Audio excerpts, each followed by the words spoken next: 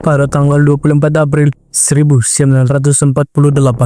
Tepatnya setelah kurang lebih dari 3 tahun Indonesia merdeka, berdirilah negara dalam negara di Republik Indonesia Serikat, yaitu Negara Pasundan.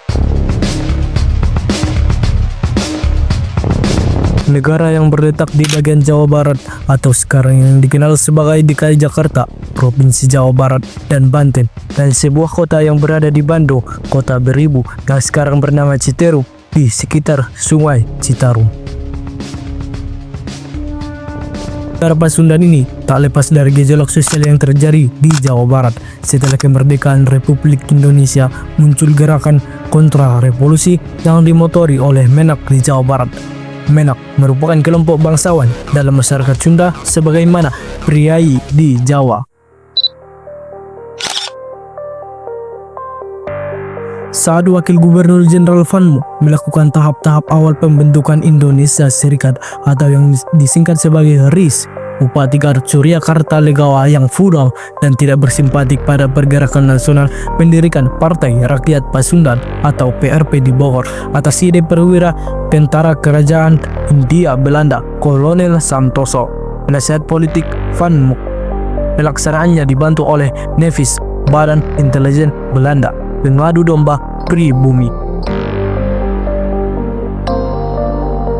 Namun karena reputasi Kartalegawa yang sangat buruk, Van der Plas bahkan menjulukinya sebagai Frieder alias koruptor, sehingga bukan yang menjadi ketua dari partai PRP, melainkan Raden Sodikin, pegawai pusat distribusi pangan milik Belanda di Bandung Utara. Sebagai sekretaris dan bendahara, ditunjuk 2 orang yang sebelum perang menjadi sopir dan di era pendudukan Jepang menjadi mandor kebun.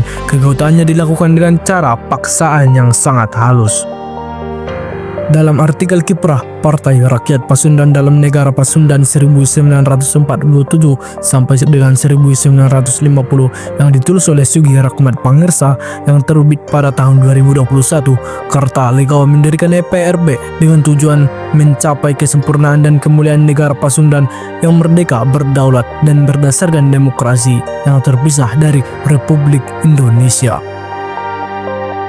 Selanjutnya, Kartalegawa memanfaatkan kedekatannya dengan pihak Belanda untuk mencapai ambisinya. Bahkan, PRP melakukan kampanye untuk menggalang dukungan masyarakat di bagian Jawa Barat. Saat berkampanye, PRP menggunakan bendera berwarna hijau dan putih yang melambangkan harapan dan kesucian. Kartalegawa berusaha mewujudkan Negara Pasundan yang merdeka dari Indonesia. Usaha ini didukung oleh Residen Belanda di Bandung, M. Gleason, yang menulis sebuah laporan tertanggal pada tanggal 27 Desember 1946. Residen Premier itu menulis dalam laporannya bahwa sejak berabad-abad lamanya terjadi persaingan antara etnis Sunda dan etnis Jawa akibat perbedaan adat, tradisi, dan mentalitas. Indonesia selalu dipimpin oleh etnis Jawa, maka PRP dipandang sebagai suatu gerakan rakyat yang spontan. Presiden menyambut gembira karena di Tatar Pasundan timbul gerakan anti-republik. Gerakan PRP semestinya didukung oleh kendati yang di dalamnya terdapat orang yang tidak seluruhnya bisa dipercaya, hanya mengutamakan kepentingan diri sendiri dan bukan mencintai Tatar Pasundan. Pendapat ini disetujui Gubernur Abenhaus, tetapi Van Mook menolaknya.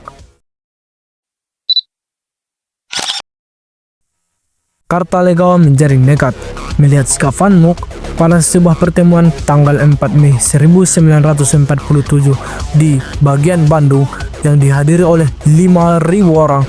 Dia memproklamasikan Negara Pasundan. Kendati dilarang oleh Van Mook, pejabat Belanda setempat tetap menyediakan truk untuk mengangkut para pengikut Kartalegawa ke Bogor. Di sini mereka disambut baik oleh Kolonel Thompson dan Residen Statius Muller.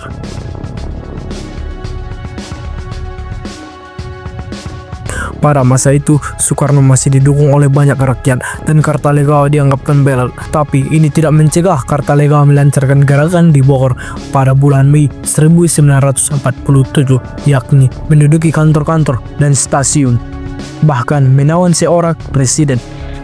Kasus PRP adalah pergolakan politik yang menggambarkan situasi pasca agresi militer pada bulan Juli 1947 di Tatar Sunda.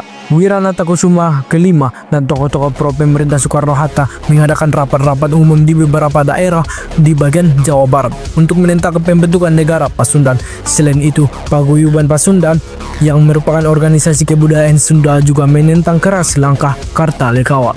Melihat berbagai aksi penolakan tersebut, Letnan Gubernur Jenderal Hindia Belanda Van Mook menganggap Kartalegawa gagal dalam mengemban tugasnya.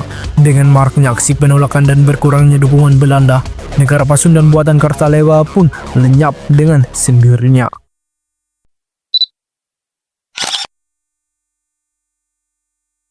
Jika negara Pasundan versi Kartalegawa dari golongan federalis kurang didukung oleh tokoh-tokoh Pasundan sehingga tidak berjalan, maka berbeda dengan negara Pasundan versi Wiranata Kusuma dari golongan Republikan yang cukup menggeliat karena melibatkan tokoh-tokoh Sunda dalam konferensinya. Dua sikap politik yang terkait negara Pasundan federalis, yaitu sikap mendukung Indonesia Serikat dan Republikan yang mendukung Republik Indonesia dan menolak Indonesia Serikat. Keterlibatan para tokoh Republikan pada negara Pasundan lebih merupakan strategi politik agar Tatar Pasundan tidak lepas dari Republik Indonesia. Salah satu tokoh penting dalam perjuangan tersebut adalah Wiranata Kusuma yang dia akan menjadi Presiden Pasundan. Pasca ratifikasi perundingan Linggarjati, Belanda melakukan agresi militer di bagian Jawa Barat. Van Mook mengumumkan bahwa pihak Belanda tidak lagi terkait dengan perjanjian Linggarjati. Alasannya terdapat perbedaan penafsiran isi perjanjian antara Indonesia dengan Belanda. Pihak Belanda berpendapat bahwa mereka yang berhak membentuk RIS, sedangkan pihak Indonesia meyakini pembentukan RIS harus dilakukan secara bersama-sama. Silang pendapat ini yang melatar belakangi agresi militer Belanda yang berada di Jawa Barat. Setelah menduduki sebagian daerah di Jawa Barat, Belanda berencana membentuk negara Pasundan Jilid 2. Melihat kegagalan Kartalegawa dan Partai Rakyat Pasundan atau PRP, Belanda mengubah pendekatannya dengan melibatkan tokoh-tokoh Jawa Barat yang mempunyai pengaruh sosial di masyarakat. Dengan melibatkan tokoh-tokoh tersebut, Belanda berdalih akan mendukung pembentukan negara federal yang demokratis. Kemudian diselenggarakan Konferensi Jawa Barat pertama pada tanggal 13 sampai 18 Oktober 1947. Dalam menyikapi pembicaraan tersebut pada Konferensi Jawa Barat pertama, terdapat 3 pendapat. Pertama, federalis yang menghendaki pendirian negara Pasundan yang terpisah dari Indonesia. Kedua, Republikan yang tidak menghendaki berdirinya suatu negara yang terpisah dari Indonesia. Dan ketiga, kelompok Abstain. Konferensi pertama belum menghasilkan pembentukan negara Pasundan, sehingga konferensi dilanjutkan berikutnya pada tanggal 16 sampai 20 Desember 1947 melibatkan bangsa pribumi, pendatang Cina, pendatang Arab, dan orang Belanda. Total berjumlah 159 orang.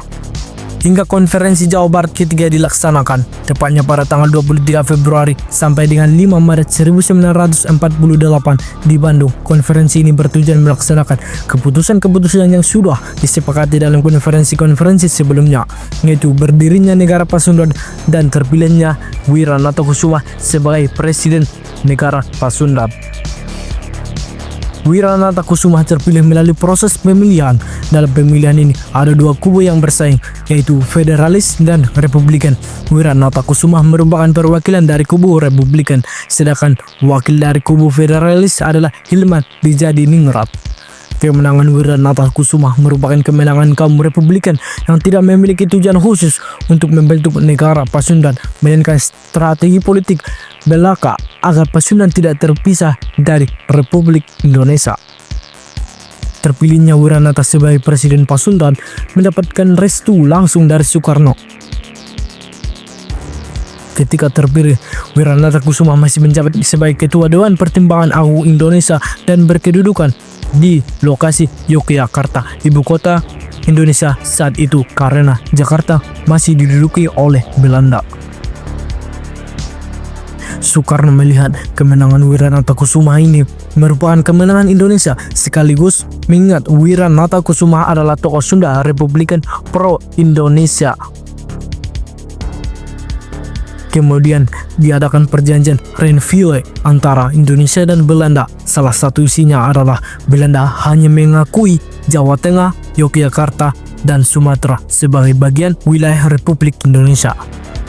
Tentu saja, hal ini mempersempit wilayah kedaulatan Indonesia serta Jawa Barat menjadi wilayah pendudukan Belanda. Singkatnya, RIS resmi berdiri pada tanggal 2 November 1949.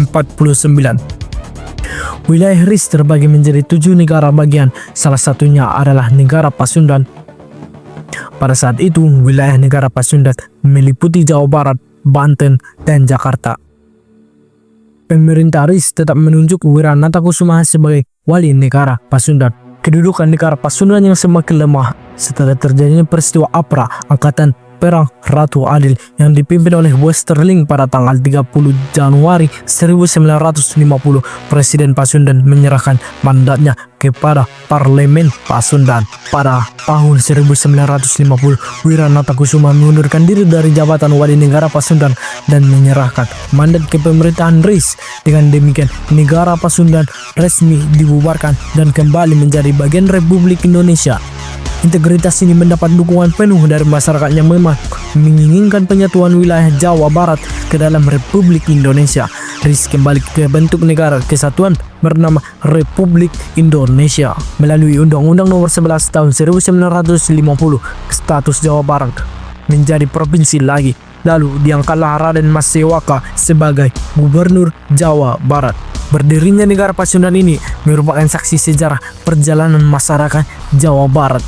Pada akhirnya, tokoh-tokoh dan masyarakat Jawa Barat tetap ingin menjadi bagian dari Republik Indonesia dan mendukung pemerintahan Soekarno dan Hatta.